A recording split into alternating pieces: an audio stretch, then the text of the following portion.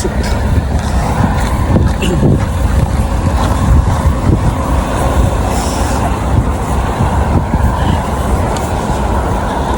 เอาสบายดีพี่น้องเด้อวันนี้ก็กลับบ้านค่ำพี่น้องเลยก็ได้ออกจากโรงเรียนมาเย็นฮะมื้อนี้เย็นแห้งพี่น้องวันนี้นะมีลมอีกอยู่รัสเซียพี่น้องวันนี้นะฟ้าลมอีกเมืองแต่คนบ้านเพิ่นเด้อใส่เครื่องตุ้มเลยพี่น้องเขาเจ้าก็ได้เครื่องต้องเป็น 3-4 ตัวสั้นซ้อนกันพี่น้องหนาๆแท้ๆมาจากไหนกันหนาวคือบ้านเฮานี่บ่ทันบ่ได้กินพี่น้องเลยพี่รัสเซียเนี่ย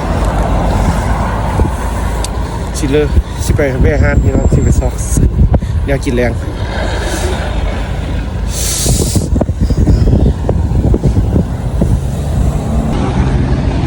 บ้านเพิ่นอย่างแรงค่าข้ามไฟสิไปฮานพี่น้องหนาวแห้งเลยพี่น้องอยู่รัสเซียมื้อนี้หนาวแห้งอีหลีมันมีลมพี่น้องเอ้ยมีลมมื้อไหนแล้วมันหนาวขนาดน่ะนี่ก็เป็นบรรยากาศบ้านเพิ่นยามแรงยามค่ำหัวแรงเลิกเลิกงานกับงานกับซาน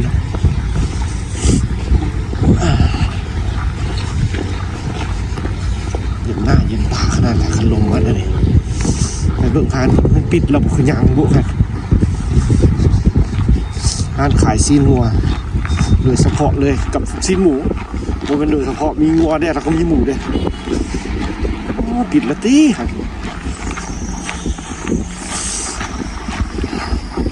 พี่น้องย่างก่อนปิดระบบปิดบุลืมเบิ่งหมูมามือหน่อยขายงัวโดยเฉพาะปิดละติยังเห็นพนักงานอยู่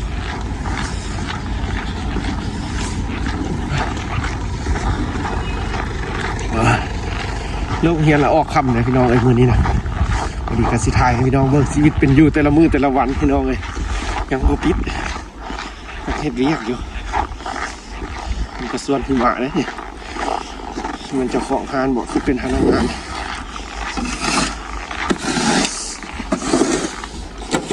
3:30ปิดЗдравствуйте. Да.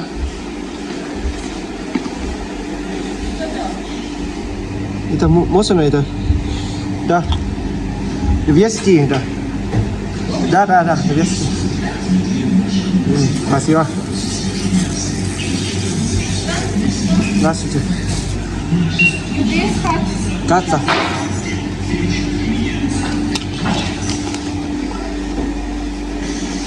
Сколько стоит? Да, сколько стоит? Давай. 350. Подойдет? Нет, почему? Да, пойдем.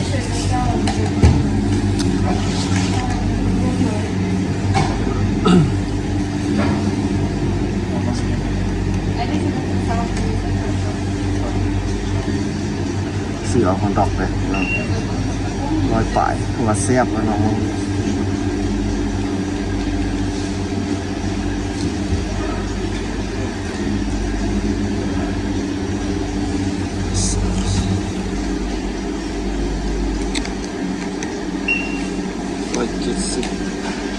nói chết xịt đấy xem rồi 136 рублей. Да. Вот таблет. Вкусно.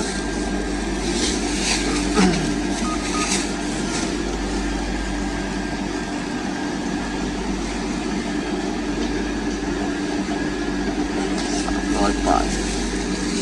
Спасибо вам. Спасибо вам. Да. ใครจะยังบุปิด300ป่ายพี่น้อง2อย่างเลยสไลด์เขาอันใส่กอกพุดแพงพี่น้องใส่กอก100ป่ายอันเนื้องัวตัวนี้ละแม่นอัน250,000พี่น้อง50,000ถ้ามันเงินบานเขา50,000คือประมาณโลครึ่งได้อยู่โลครึ่ง จะไปปิ้งพี่น้องเลยเมื่อนั้นปิ้งปลาทูก็บอกแซ่บๆค่ะขนาดปิ้งซีนกินนะเอาพี่น้องเมื่อเฮือนก้อนหนาวนะเอาจะไปปิ้งพี่น้องนี่ปิ้งไว้กินบางทีเอาไปโรงเรียนนะมื้ออื่นชีวิตเป็นอยู่แต่ละมื้อแต่ละวันพี่น้องเอ้ยโรงเรียนเข้าห้านเลิกโรงเรียนเข้าห้านเขาคันเขาไปตลาดใหญ่ละกะกุ้มดนพี่น้องเลยแต่ตลาดใหญ่มันละเอาไก่นิดนึงพี่น้องเลยเขาได้ขี่รถเมล์ไปเลยละกะพากันบางมื้อกะซื้อเอาอยู่นี่ละก็แล้วคันเขาไปตลาดใหญ่เขาต้องได้ซื้อหลายๆพี่น้องเลยเขาต้องได้ออกเงินกันเก็บเงินกัน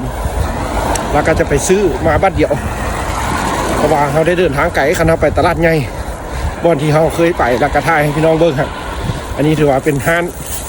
โบไก่จักเงินแล้วก็โบไก่จักโรงเรียนเราออกมาแต่โรงเรียนแล้วเขาก็มาแวะออกก็ได้ตัวเขาเมืองเงินแล้วค่อยมาซื้อออกก็ได้พี่น้องนี่แหละชีวิตเป็นอยู่แต่ละมื้อพี่น้องเลยยูรัสเซีย กระทายพี่น้องเบื้องน้ำมาเป็นยังไงคนลาวมาเยอะพี่น้องเลยแนวหนึ่งกับม้วนพี่น้องเลยคันหม้อเฮียนสิจบแล้วกับม้วนได้คันมาอยู่ ปี1ปี2สิเราโอ้คิดฮอดบ้านพี่น้องแม่นอีหลีคิดฮอดแต่บ้านเลยพี่น้องแม่มันคิดฮอดความม่วนความซื่นอยู่บ้านเขามันสนุกสุขสบาย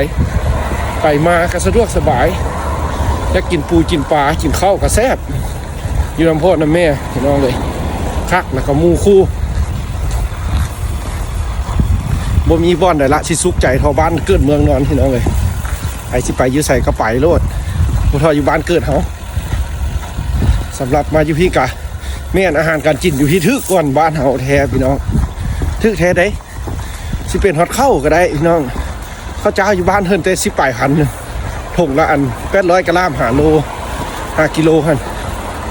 ถ้าเป็นอยู่บ้านเฮาแพงได้มันบ่ข้าวเจ้านี่ยังแพงข้าวเหนียวมัน11,000เกือบ1,200,000หุ่นบ่ข้าวตัวดีๆในบ้านเฮาแต่อยู่รัสเซียเขาว่าบ้านเพิ่นบ่เฮ็ดให้เฮ็ดนาเฮ็ดเข้าทึกจะเพิ่นเอามาแต่ใส่เฮ็ดมาแต่ใส่ก็บ่จักพี่น้องเลยคือว่าเฮาก็ซื่นชมบ้านเพิ่นได้พี่น้องเอ้ยสำหรับเศรษฐกิจนี่ก็ถือว่าครอบคลุมได้ดีพี่น้องเอ้ยสำหรับอยู่รัสเซียอาหารการกินบ่เป็นเครื่องของขายเนี่ยพี่น้องขนาดบ้านเพิ่นหนาวปานนี้ได้พี่น้องบ่สามารถสิปลูกผักบ่เฮ็ดอันเกษตรได้ล่ะพี่น้องอยู่บ้านเพิ่นว่ายากสิได้แท้ก็มีแต่เลี้ยงเป็ดเลี้ยงไก่เลี้ยงเพิ่นก็สิเลี้ยงใส่ห้องใส่หยังไว้พี่น้องสิว่าใส่อากาศยามหนาวสิก็สิบ่ได้ดอกมันก็สิตายแล้วมันหนาวพี่น้องเอ้ยคนก็สิตายหนาวนี่เพราะว่าแต่เป็ดแต่ไก่คนก็สิตายขนาดใส่เสื้อ2-3 ตัวก็ยังหนาวปานนี้ แล้วก็ถ่ายคลิปให้พี่น้องเบิ่งน้ำนี่เดี๋ยวสิมาแต่งเอาคันนั้นเราสิแต่งให้เบิ่งพร้อมพี่น้องมื้อนี้นะไปกินน้ำกันให้เบิ่งเพราะว่าเพิ่นมีคอมเมนต์เพิ่นบอกว่ามีแต่ไปตลาดซื้อแล้วก็แต่งให้เบิ่งแน่เพิ่นว่าเพราะว่าเมืองงานหั่นเนาะเอาละคุ้มหลายเวียกหลายงานแล้วก็มู่คู่เด้พอสิถ่ายมันก็บ่สะดวกสบายพี่น้องเอ้ยกะย่านมันสิเป็นมันยุ่งมันยะพี่น้องก็สิโอ้ยหากันไปอยู่จังได๋เนาะสินะเฮาก็ละว่าโอ้บ่อยากถ่ายการแต่งตู้โคจินท่านกับฟ้าพี่น้องเลยหลายเวียกหลายงานเลยแต่ละคนเอาคันมื้อนี้คันนั้นแล้วเขาสิแต่งให้เบิ่งเด้อเช็ดให้กินพี่น้องแต่งกันง่ายๆดอกใส่ไมโครเวฟหั่นที่เราก็แดกทาแล้วก็แล้วแซ่บพี่น้องเลยคันอยากให้คักแล้วซื้อมักแต่งหั่นไปตำเด้อหุงกินกับข้าวเจ้าหั่นเอามัวสิฮอดถึงกันละพี่น้องนี่วันนี้ก็ยืนอยู่ไฟแดงหน้าเงินเราแล้วบ๊ายบายขอบใจพี่น้องที่รับชมเด้อเป็นห่วงเป็นใยชีวิตอยู่รัสเซียพี่น้องเลยพี่น้องอยากเห็นอย่างการเม้นทักทายมาเด้อเราก็อ่านทุกคอมเมนต์แล้วก็ตอบทุกคอมเมนต์พี่น้องเลยที่พี่น้องมาอันคอมเมนต์เป็นห่วงเป็นใยสำหรับพี่น้องคนลาวอยู่ที่พี่น้องเลยแล้วก็มีอีกหลายๆเมืองอยู่พี่น้องมีหลายคนลาวนะแต่ข้าเจ้าสลายบ่ได้เอ็ดคลิปพี่น้องเลยบ่ได้เฮ็ดคลิปแล้วก็พี่น้องก็บ่ได้เห็นชีวิตเป็นอยู่ไฟแดงตัวนี้เราไว้เนาะ9 วิได้เล่น แล้วเขาก็ถือว่าได้มีคลิปแล้วก็สิถ่ายให้พี่น้องเบิ่งว่าคนลาวอยู่พี่เป็นจังไดถ้าผู้ใดอยากเห็นว่าเป็นจังไดก็หรือว่ามีลูกมีหลานสิมาเฮียนกัน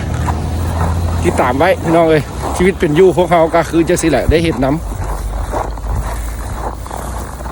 ว่าเป็นจังไดอยู่รัสเซียนะมันก็มีแนวดีแนวยุ่งยากอยู่น้องหลายอันอยู่แตกต่างกันไปอันดีก็มีอันยุ่งยากก็มีแหละวนกันคือกันหันละบ้านเขาสำหรับคลิปก็บ่มีอย่างเด้อพี่น้องเอ้ย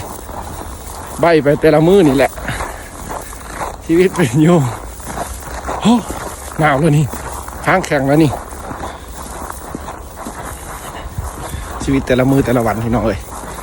กระท้าจากสิละให้เบิ่งเอาก็ใบไปจากสิละแต่ละมือมันจะไปถ่ายบอลงามๆมันก็ต้องได้ใส่งบใส่อย่างหลายพี่น้องเอ้ยเอาก็สวัสดิ์บ่มี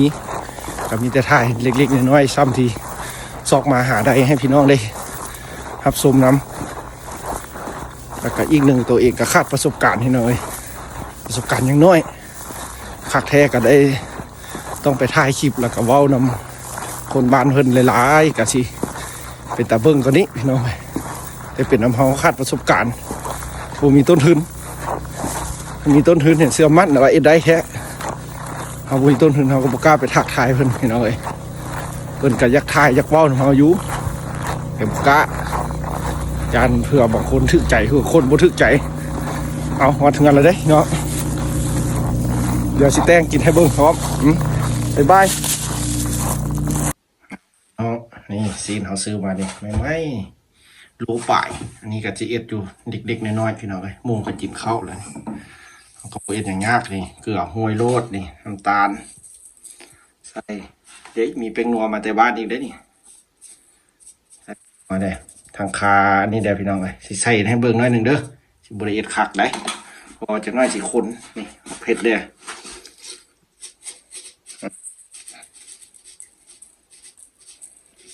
เอาใส่ครบสุกนี่แหละผู้ชายนอกบรรณาจิบแบบนี้แหละซีนปีงไม่ได้ซีนบานเพื่อนแบบฮานนี่เราเป็นฮานซีนสดเลยพี่น้องแต่อันนี้มันเป็นซีนติดมันติดอย่างเด้มันก็ผสมกับเขากินแล้วพี่น้องนี่เด้ก็จะซีนหน้าตาซีนโบแพงกิโลปลาย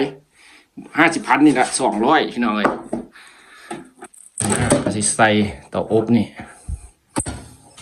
โจ้นี่ก็เป็นเนี่ยเมนูอย่างอยู่นี่คุณมีต้มไก่อะไรอยู่นี่นี่ต้มเปล่านี่อันนี้นะผู้ใดมักกินไก่ก็กินจะสิละไก่นี่ตัวนึงนี่ประมาณ30,000นี่แหละพี่น้องไก่แนวนี้เขาปิ้งกินซีดเลยนะบดได้ยากเลยเกลือเอาไว้ซะแล้วตั้งเวลาอยู่เอา10 นาทีแล้วก็มาพลิกเครื่องนึงใส่ไฟสินี่ละพี่น้องเอาให้เบิ่งซ้ำนี้เด้อไกลแล้วพี่น้องยังเกยอีกจักนาทีจักวิ1 นาทีหอมๆกันนะพี่น้องถ้าเบิ่งหน้าตามันสิเป็นจักใดตอนนี้ก็หิวเข่าแล้วได้นี่พี่น้องเอ้ยหาเบิ่งอุ้ยพอดีเป๊ะหาเบิ่งเด้อป๊าบ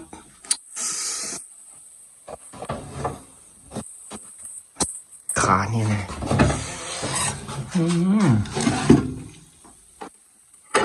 นี่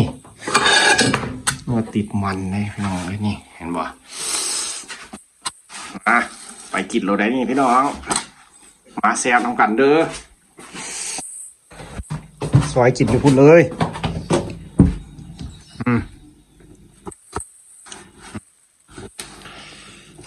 ปิ้งปลาทูเขาเมื่อคืนนี้